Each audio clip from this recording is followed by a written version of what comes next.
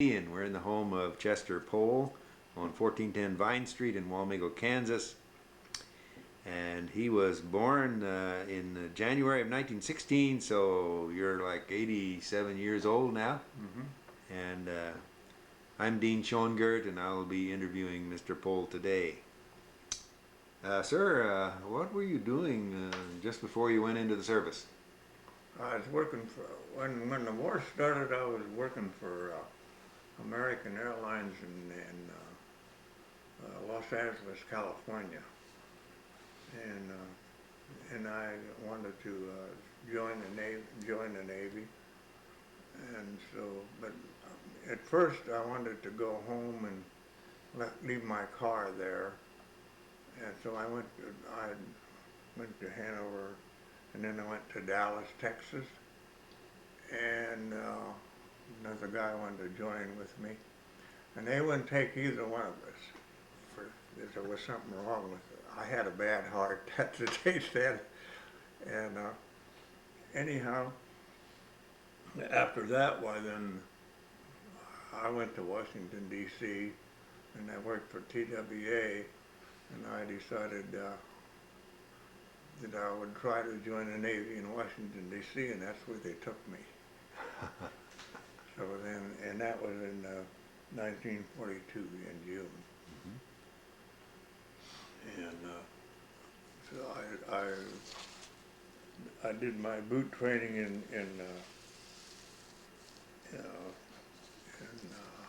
Norfolk, Virginia, and then I went to a squadron, 26th SBD squadron, 20. That was the number was 26, and in Norfolk, Virginia. And then we went aboard the What's a SPD squadron? Scout bomber by Douglas was made. Oh. And see, the SBDs are the ones that sunk all the Jap carriers in the Battle of Midway. That's all that they've sunk every carrier, 4 of them. So, but I wasn't in that. But that was You enlisted. That was an SBD, though. Okay. What kind of training did you get there with that squadron? Well, I didn't get no training because I went in with a rate. I see. And so, and I was an aviation machinist, make 3rd class when I went in. So they just put me with the squadron,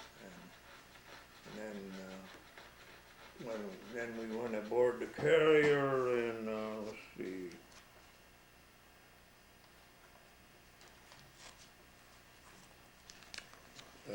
October 11th, 1942, we went aboard the carrier, and that was number 26. That's the number that they call it. And then we went on Is this the carrier we're talking about? Sangamon, yeah. Sangamon. Can you hold that up there? We'll see if we can get a picture of it. Okay. You,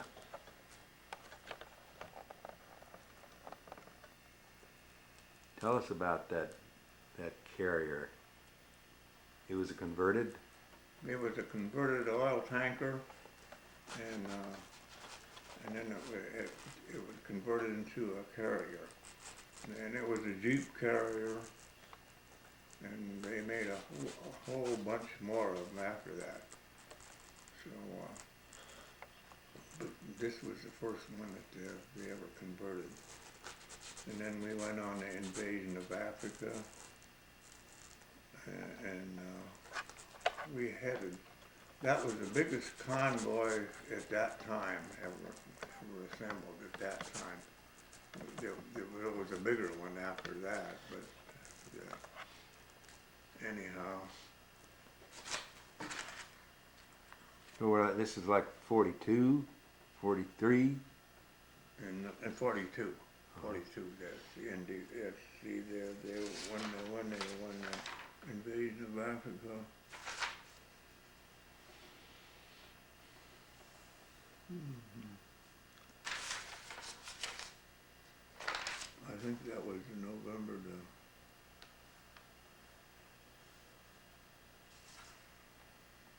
the 7th, 1942.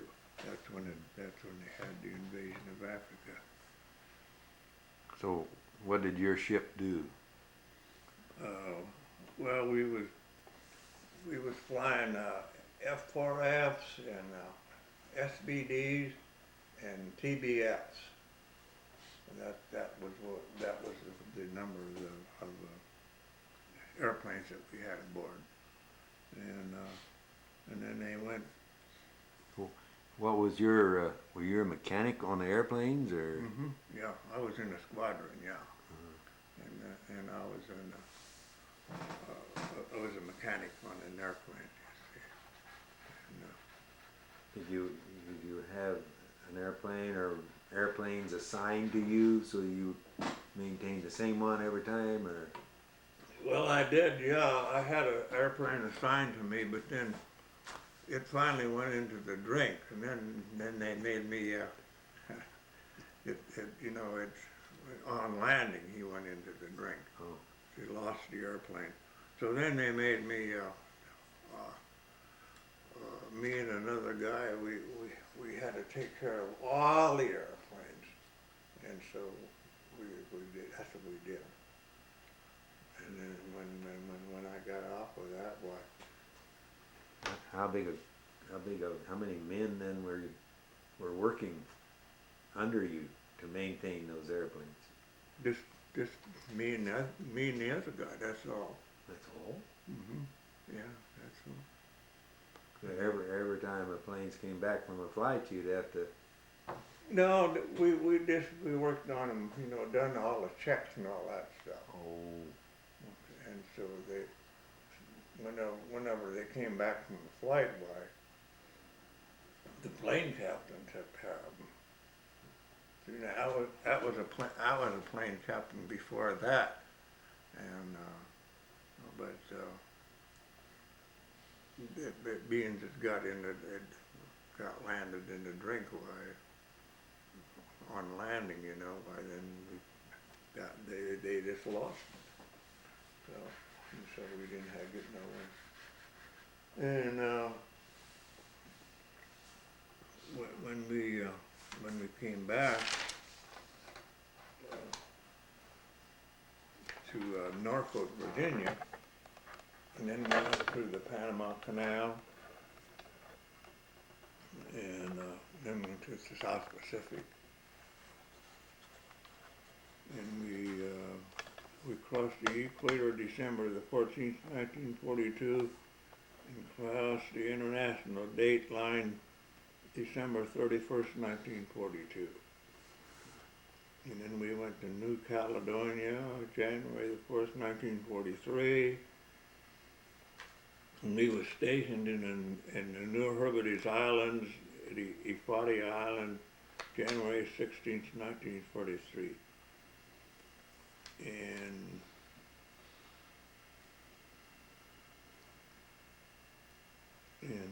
August the 6th, 1943 that's the day I got off the carrier. They sent me to school in Chicago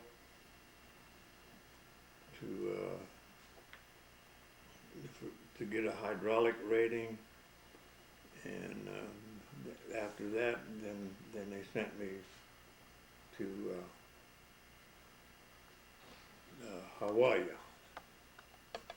I was there for 18 months, and I set up a landing gear and a beaching gear shop, and I had I don't know, about 20 guys working for me at that time.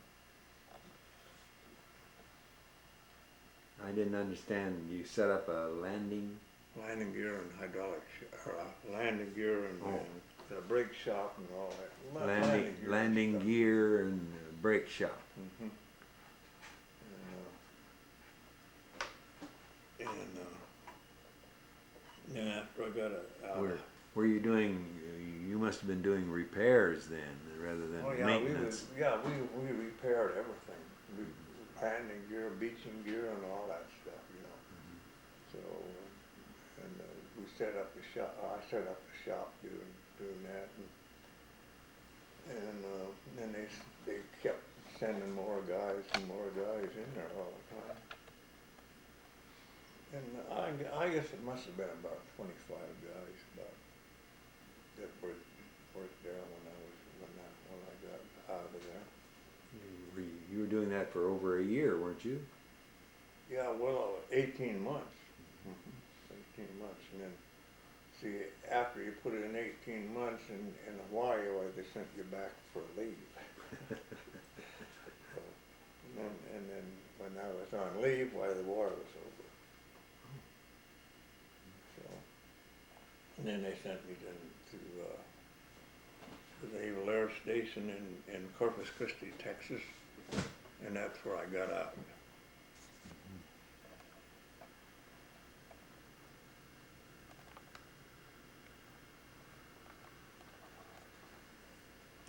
November the 4th, 1945.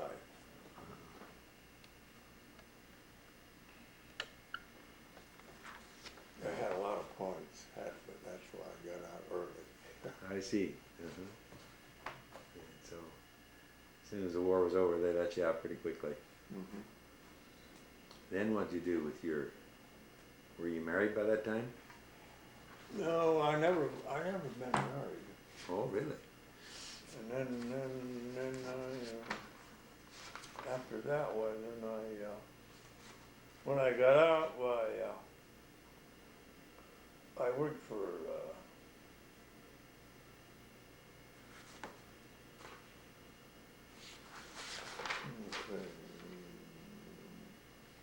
I worked, and then August the 7th, 1946. See, when I got out in November 4th, 1945, I didn't do nothing for about till August the 7th, 1946. Just bummed around. And then I worked for Delta Airlines. And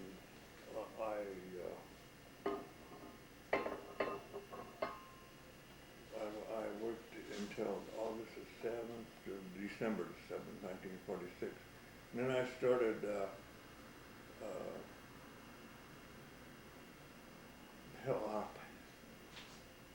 see, my dad he was a Ford dealer in Hanover before the war. And when the war started, he got out of it, and I figured, well, I could get it back. Well, they wouldn't give it back to me. So I started Poell Garage in 1947, and I got out of that in 1955, and then I worked for, in Longview, Texas, worked for Letourneau. For whom? For R.G. Letourneau. He had an aviation division, and I worked there for about 2 years. In January the 9th, 1957, I went to Denver, Colorado, and I worked for Frontier Airlines until I retired in February 1st, 1981. That's when I retired. You really spent your lifetime in the air industry. Mm-hmm. In aviation. Yeah. Aviation, yes. Mm-hmm. See, I went to Dallas Aviation School in 1937 to get my license. You only had to go for 1 year to do that. If you worked just for an airline, you had to do that 2 years. But if you went to a school, you got it in 1 year. And then I worked for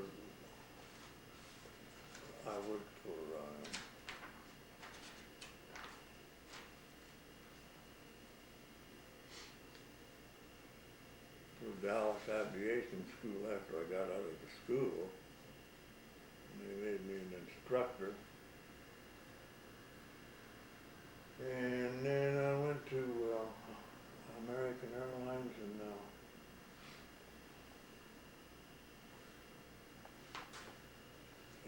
Burbank, California, September the 26th, 1941, and that's when the war started, in December the 7th, 1941.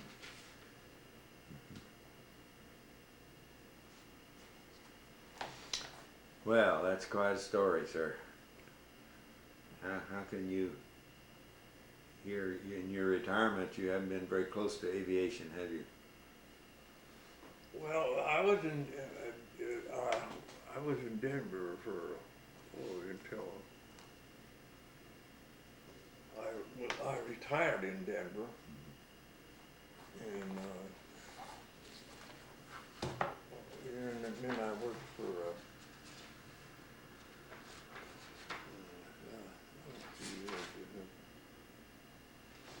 so I moved here in April the 4th, 2002. But I worked for, I put in time for just working on airplanes. And they had an aviation division in, they had a whole bunch of different kind of airplanes there. You know, the Lowry Air Force Base, that's where they had it. And I just put in my time there. But just, you just did it for the heck of it, you know.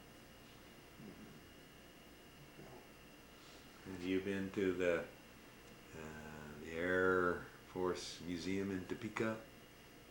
Yeah. Yeah, and we went to the when they had the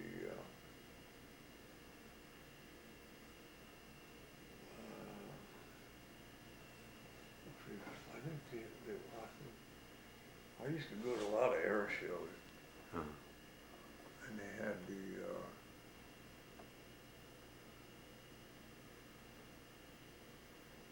Air Force team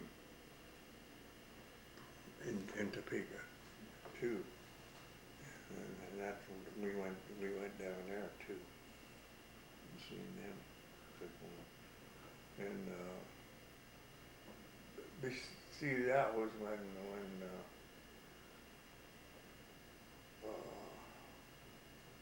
they built a new airport out there, you know, in Denver, DIA.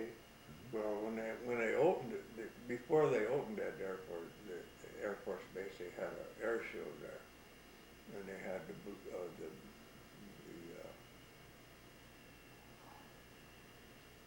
I don't know, the Air Force team, and they had the Canadian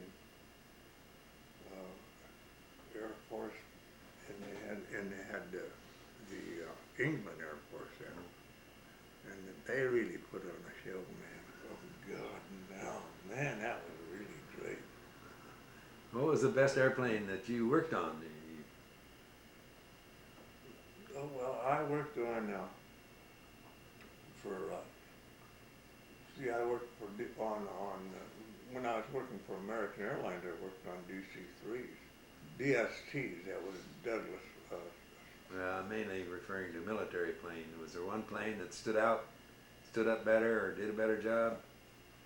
Well, on the fighters, the F-6F was the best airplane that they ever made. You know. F-6F? Were they on the carrier too? They were on later. But we had F-4F on ours, you know. It was a fighter made by Grumman, and Grumman made the F-6F too. See,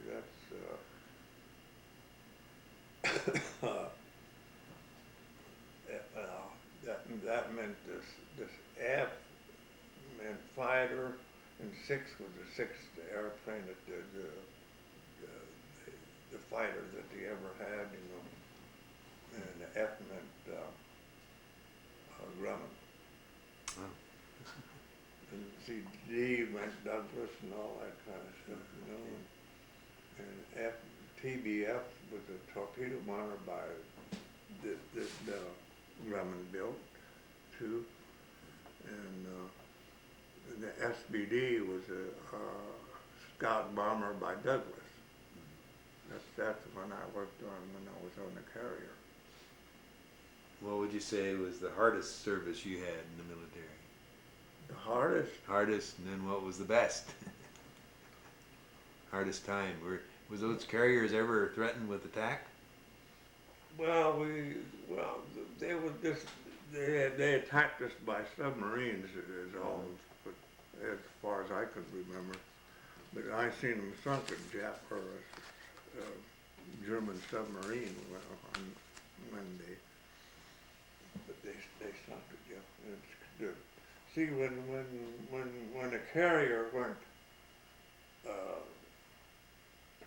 there was always two tin cans on each side and one in the center, and so there was destroyers, you know. So and so what the destroyers were supposed to do was take the if somebody shot a torpedo at you, they were supposed to take the damn torpedo. So they saved the carrier, see? So, but yeah. How many planes are we talking about on that carrier? Probably was on the small side, wasn't it? Yeah, there was 12 SBFs or 12 F4Fs and 12 SBDs and 12 TBFs. So that would be 36 altogether. Mm-hmm. But bigger carriers have more airplanes on them too. Mm-hmm. Even so, how many people are you talking about on your carrier with the pilots and everybody? Well, it was probably about, I'd say around 1,200. Wow. See, in the big carriers, it's got about 3,000. And now the war started in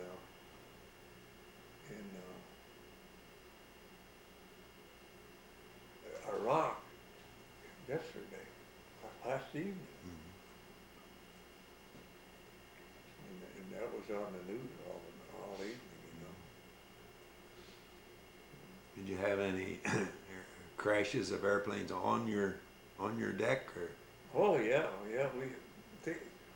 See, the reason they got all them crash sites, you know, was because there was a guy took pictures all the time. He took moving pictures of it, you know, and they just had to set up and whenever they land, they just take pictures. That's how they got. You know, this one that they show was just busted in half, you know, and they show that a lot of times on the movies too. Well, that's how they got it, because somebody takes a picture all the time. And then there's always a guy there's a couple of guys that got asbestos suits on, you know, and in case there's a fire on one of them airplanes, you know, well, he'll go in and get the pilot out and all that stuff. So. They took the pictures in order to study if there was a crash, then to study the reasons why and so forth. Yeah, that's probably why they did it. I don't exactly know why they did it, but that's why they did it. Yeah, that way they could tell, you know. And one time I seen when they had the carrier or landed a guy landed on a ship, you know, and his hook bounced, you know, they got a bungee on the hook. It's supposed to stay down. Well, it just bounced up and he hit the barrier. So.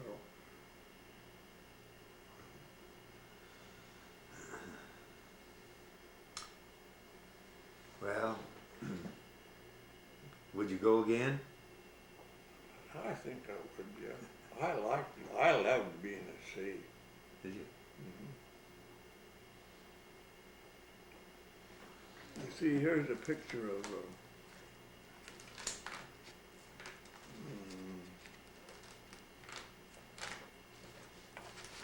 that's a picture of the squadron.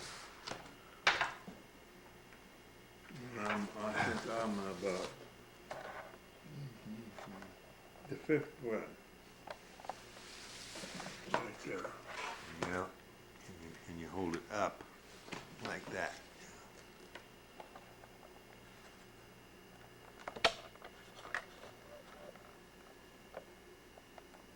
Fifth one from From the, on this, over here. on the bottom, Fifth one. Okay. on the left.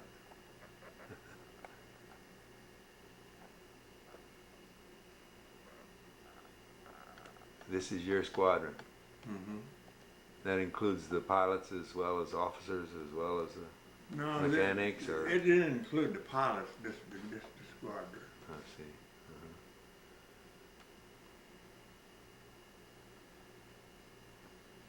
Is this on the ship? This is on the ship, yeah. They took us a picture of them. They wouldn't let us have no cameras on board. I wish they would have, but they didn't. No cameras? No way.